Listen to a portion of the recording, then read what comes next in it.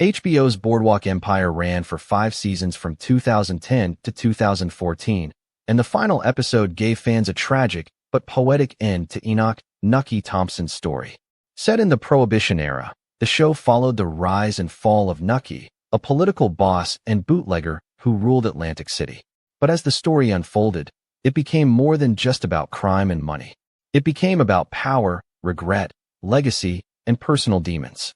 The series finale closed the curtains with a mix of heartbreak, revenge, and a full-circle moment that reminded everyone just how personal the cost of power can be.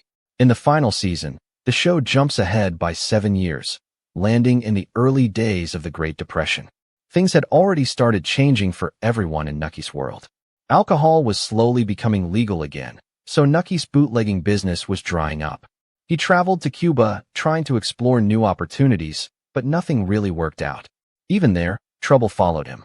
He crossed paths with Meyer Lansky and barely escaped an assassination attempt, forcing him to head back to the United States. By this point, Nucky was beginning to understand that his grip on the underworld was slipping fast.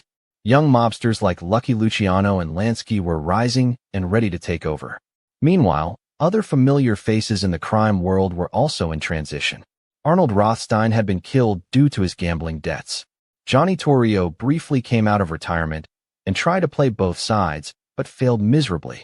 In New York, things were tense as Lucky and Lansky teamed up to knock out all competition, including their former boss Maranzano and Nucky himself.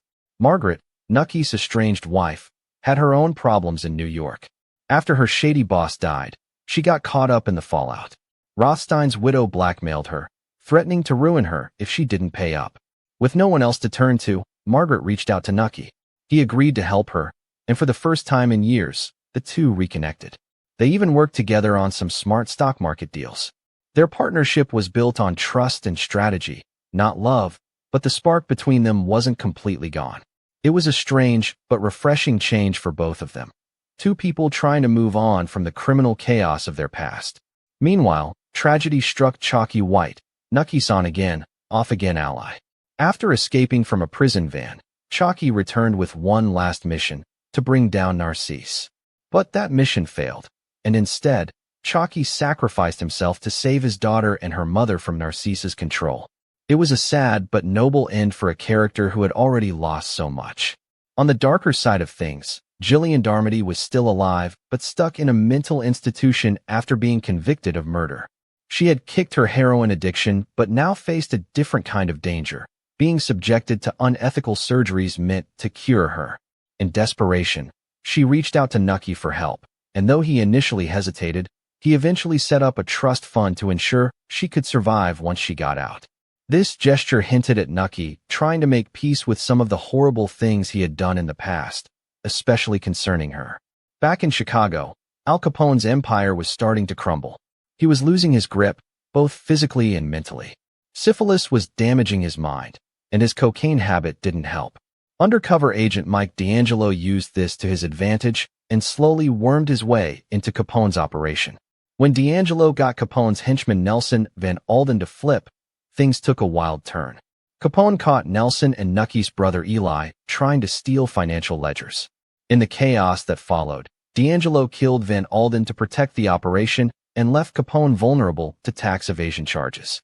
Meanwhile, back in Atlantic City, Nucky made one last play for control. He teamed up with Maranzano and even brought in the often-ignored Mickey Doyle to help reclaim power. But things got messy fast. Luciano kidnapped Eli's son, Willie, and demanded Nucky back off or risk his nephew's life.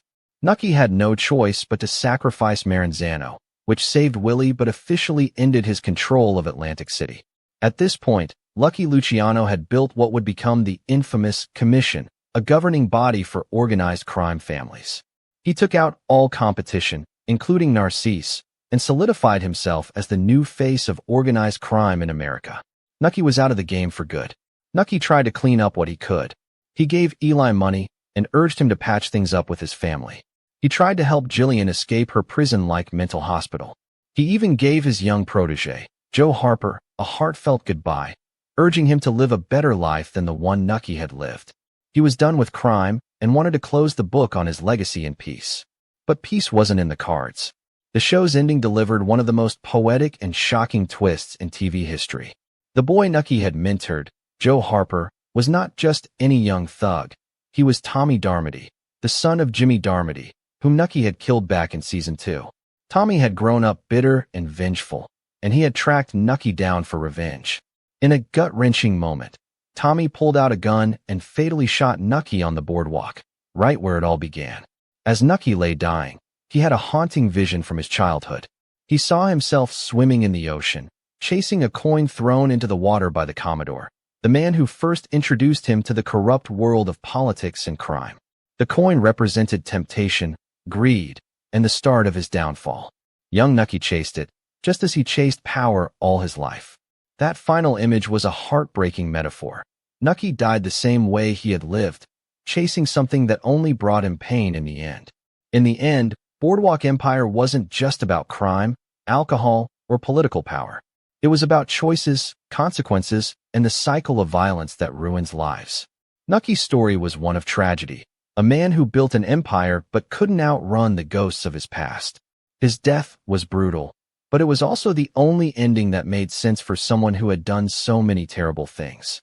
The show gave viewers a fitting and emotional farewell to a deeply flawed, unforgettable character.